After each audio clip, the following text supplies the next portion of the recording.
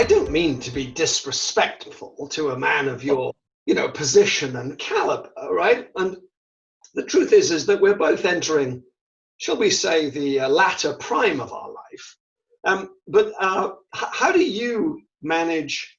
Do you feel that you're pretty technical? I'd just become a minister when the first sort of iPhones were introduced. So I've sort of been iPhone dependent for a long period of time.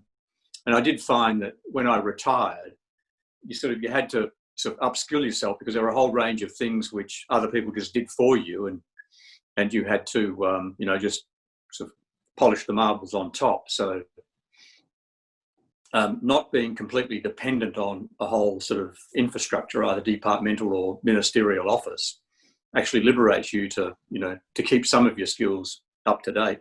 Why on earth would you become a politician? Really? Why didn't you stay as a lawyer? Isn't life easier as a lawyer? Well, for as long as I can remember, from as early an age as I can remember, the one thing which interested me was what's happening in current affairs, what's happening in events, what are the members of Parliament doing and saying. That I grew up in country Western Australia in two very small towns called Narrogin and Southern Cross, with the notion that there was always someone worse off in life than you.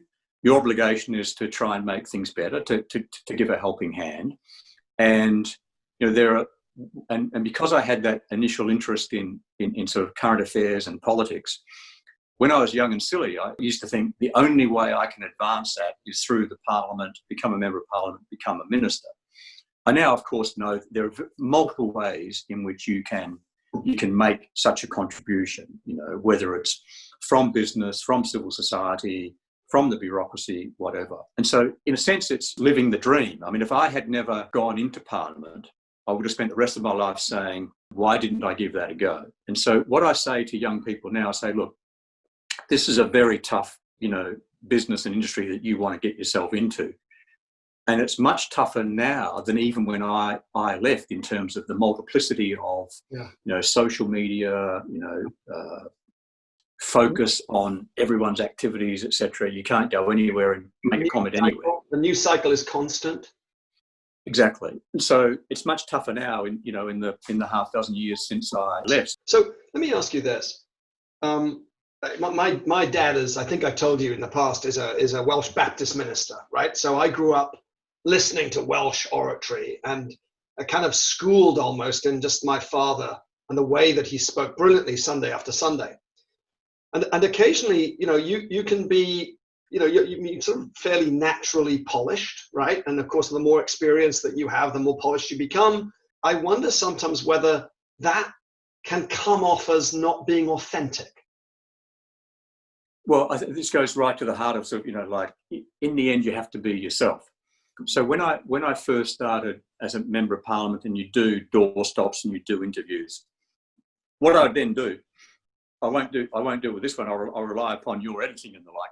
But what I would do is that once the dust had settled, so once a few days had gone by, I'd then get a recording of that interview or a recording of that press conference, and I'd play it. And this was in the old days when you had VHS recorders, and you do it sort of in that sort of clunky old-fashioned way. But I would then turn the audio off and just look at what the body language looked like. I was putting so much effort into being precise, getting it right, getting up the line of the day in terms of how can I poke a political point against our opponents, how can I make the point. So much time doing that it didn't look relaxed. It didn't look like I was comfortable. It didn't look like I was. Yeah. So I trained myself. Well, you say you're trying too hard. Exactly. Technique was right, but trying too hard. Yeah. So what I did was then said, okay, you've got all this stuff in your head. You can't. There's no point over polishing the marbles. And so once I knew that I was fully prepared and that I'd covered everything, I'd then say, okay, this is now, I have to treat this, whether it's a fully fledged press conference, an interview, a doorstop, whatever it is, I've got to treat this as a conversation. I'm having a conversation with Alan, just a couple of mates talking about this or that. And if you do that, if you relax into it and you treat the TV camera and the radio microphone as this is just a conversation, then that authenticity comes through.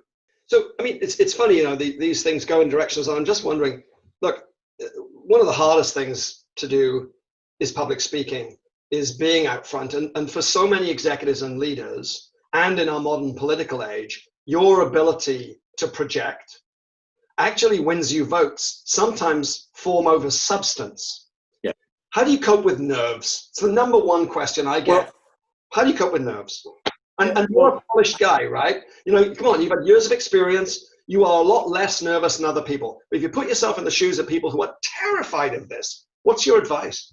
If you don't get some degree of nervousness about a speech or an interview or a presentation, then you're not in the zone. You're not doing it. You're not putting your heart and soul into it. So what I learned was that yes, you are nervous. You've got to use that nervous energy to say, okay, it's 10 o'clock in the morning in Canberra. At 12 o'clock, I have to do a press conference because question time is at 2 o'clock. Okay, so we've got to be fully over this in the next hour. So by 11 o'clock, I need to know every fact, every issue, etc. And once I've done that and I've got, here's my explanation, here's the story I'm telling, etc. I'd say, okay, fine, we're prepared. Let's not over prepare. Let's now just relax. So I'll have a cup of coffee. I'll watch a bit of sort of what's the morning TV showing. And then if the press conference is at 12, at 11:45, I would say, has anything occurred in the last 45 minutes that I need to be aware of? Yep. Yes, Minister, this. Okay, fine. No, Minister, no. And so that nervous energy goes into your preparation and collection of thoughts, but there comes a point in time where you've just got to say, that now stops. Nervous energy becomes, I'm completely in command here. I know this issue better than anyone else. I know where they're going to come at me. I know what the answers are. I'm not saying that everyone will agree with the answers, but I have a coherent, rational explanation as to what the public policy analysis is. And then you relax into it. If you don't have the nerves, if you don't get that nervous energy, then you're not really performing. What you're saying is the direction of your nervous energy, but also what I'm hearing is the utter importance of preparation, is knowing your subject. And that actually is what depletes the nerves, right? Yeah. Yeah. Living here in the United States that is experiencing, as you know, an explosion in unemployment that is truly unprecedented in terms of the speed at which this has happened. There is a price to be paid for this. And I don't mean the economic price, I mean the sociological and the societal price. And I don't hear it being discussed as much as by now I would expect. Does mass unemployment concern you? Absolutely. It's the most depressing on the one hand and startling on the other hand images that we've seen in Australia since COVID-19 was basically when the lockdown came, and I supported the lockdown. Indeed, I was arguing it should have come earlier. So thousands, millions of Australians effectively lost their jobs overnight in the areas where you would expect, so hospitality, tourism and the like. And so the next day, when the government announced, here is what we're doing to try and double income support for people who've lost their jobs, the Centrelink queues were just terrible, like never seen before. So we've had continuous economic growth in Australia for between 25 to 30 years. If you joined the workforce when you were 18 and you're now between 45 and 50 or a bit beyond, you've never experienced negative economic growth in Australia, let alone mass unemployment.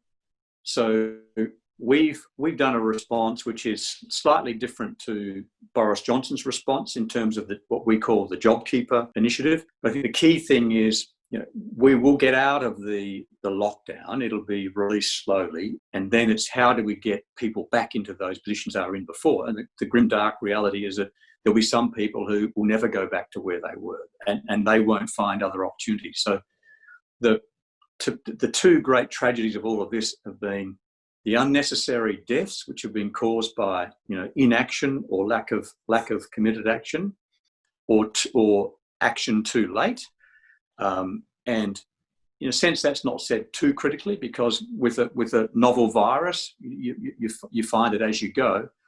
But some countries have had the benefit of others' bad experience, so hard, for example, to criticise the Italians, but easier to criticise Australia and New Zealand. So there's the unnecessary deaths. And then secondly has been just the queues of unemployed people not seen since the Great Depression. Yeah. In my early time as a member of Parliament, my first term, I chaired a committee, and one of the issues we had to deal with was long-term unemployment. And we got a lot of expert evidence, but part of the evidence was, Stephen, when we get someone who's been long-term unemployed, and we're now seeing generational long-term unemployed, where the father's unemployed and that becomes the role model for the family. When we try and bring these people back into the workforce, the first thing we have to do is to get them to follow the same routine each day at each time. So getting them to turn up at the same place at the same time each day is actually an enormous struggle. And through the self-isolation that you see in COVID-19, one of the things I've been saying to my colleagues, whether it's sort of law school colleagues at the university or in the companies that we have interest in, is to say, first thing you have to do is follow your routine. So get up in the morning, scrub yourself down. Don't think you can survive this by just staying in your pajamas and scrubbing up for Zoom. Follow your routine. Prepare yourself as if you were going to the office.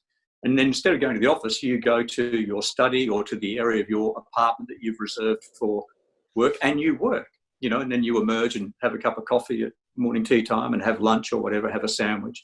But try and stick to your routine. And then under most regimes, sort of exercise is allowed. So Jane and I go for a walk, every afternoon around the river. Yeah. But trying to stick to routine is absolutely essential. One of the reasons that we're doing this is because I have the fortune of serving on a board that you're the chairman of. And secondly, that I have the pleasure of working for a company that our purpose, our existence, is to help our customers, many of them are the Fortune 1000, to deliver digital confidence through the testing processes that we do in the cloud and so on. And it occurs to me that digital confidence has never been more important and will continue to carry a massive degree of importance as we become perhaps what is being termed as a low-touch society, as a consequence of not when will COVID-19 end, but how do we live with it? Advice to corporations, governments on the digital side. Well, so we spoke earlier about individuals, companies and countries will now look at the diversity of their supply chains and whether there's a need for a domestic sovereign capability in that respect. And exactly the same will occur with cybersecurity. And you're already seeing signs of that emerge. And so I think in some respects, there's never been a better time for people like you and me who are in this industry, because as sure as night follows day, the Australian government, the US government, governments and businesses around the world are going to say, we worked out through COVID-19 that there are a whole range of things that we can do digitally. So the need to see people with whom you're doing ongoing business with will diminish. I think person-to-person interaction will be essential when you're trying to open up a new relationship, like a new relationship with a new foreign minister, a new relationship with a new client, etc. You've got to do that. People want to see the whites of your eyes, in real time. But I think there'll be, mercifully for people like you and me, much less travel. And I do a, minuscule amount of travel compared to the old days, but much less need for both domestic and international travel.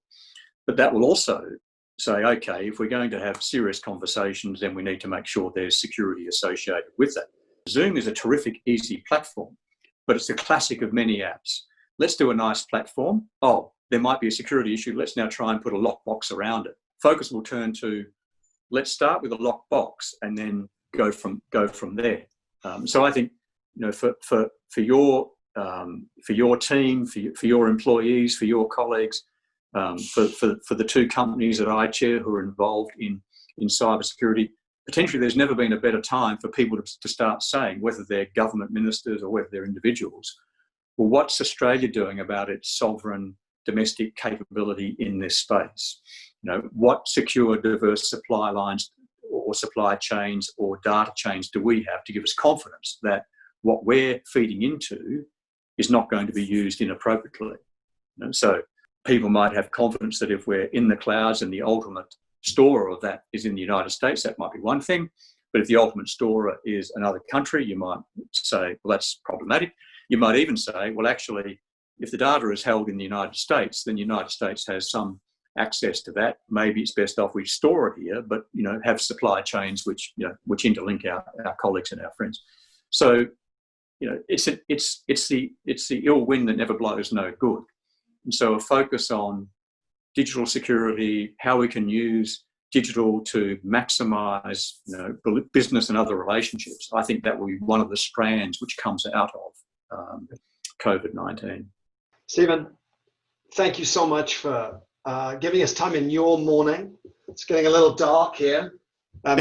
Sore spot's got to go to sleep, right? We've got a big testing day tomorrow. We're going to do another 3 million tests in the course of tomorrow. So I got to make sure that this mascot of ours gets a good night's sleep. We're super grateful for your time. And look, to Australia and all Australians, I put a little note up on the board behind me, right? The creator practiced everywhere else and then got it perfect. I'm a huge fan, as you know, of Australia. It's a pleasure to serve on a board of yours. To you and your family, to Jane, to your kids, stay safe and thanks for being with us. Thanks, Alan. Thanks very much. And you stay safe as well.